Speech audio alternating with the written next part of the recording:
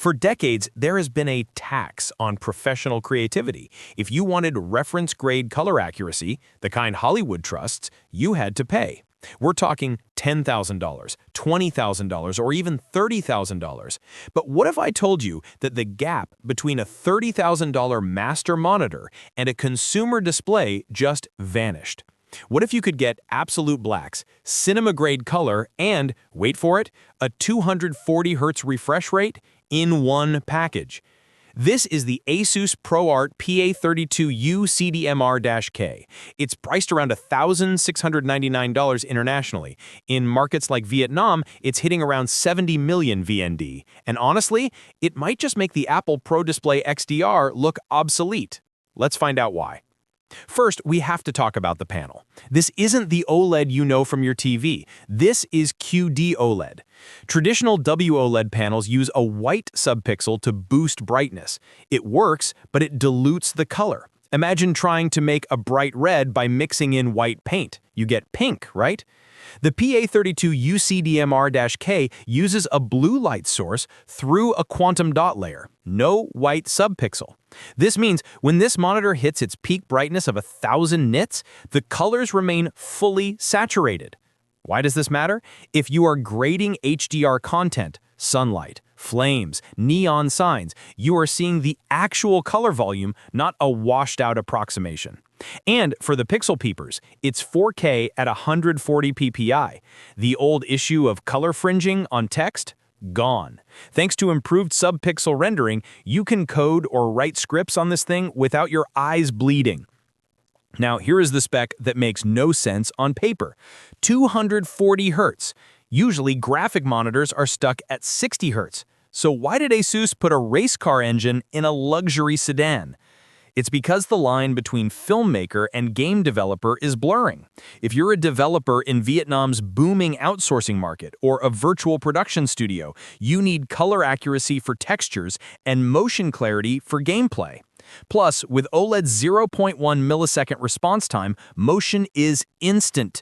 Editors, listen to me. Scrubbing through a timeline at 240 Hz is a spiritual experience. You see errors in motion you would miss at 60 Hz. Hardware is nothing without control. This monitor comes with this. It looks like a remote, but it's actually a colorimeter called the MCA02.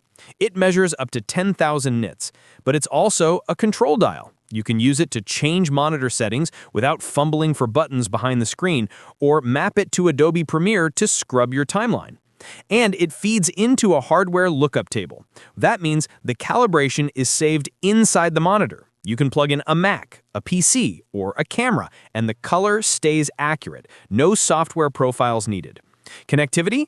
2 Thunderbolt 4 ports. The main port delivers 96 watts of power. That is enough to fast charge a MacBook Pro M3 Max while driving the display.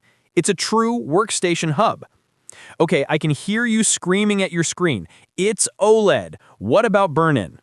It's the biggest fear for professionals. You have static toolbars in Photoshop all day. You don't want them burned into your $1,700 screen. ASUS knows this. They built a massive metal heatsink and an active cooling system into the back.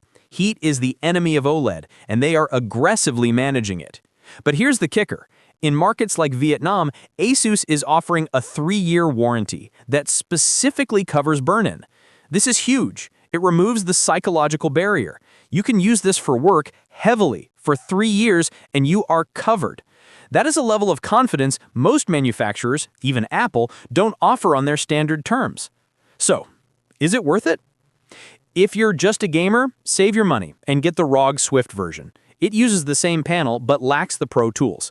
But if you're a colorist, a game developer, or a DIT on set, this is a steal. You're getting 95% of the performance of a $30,000 reference monitor for a fraction of the price. You get true blacks that mini LEDs can't touch. No blooming, no halos. The PA32UCDMR-K isn't just a monitor. It's a bridge between the precision of cinema and the speed of gaming. And right now, it's the one to beat. What do you think? Would you trust OLED for your professional work? Let me know in the comments below. Don't forget to like and subscribe for more deep dives into tech that matters.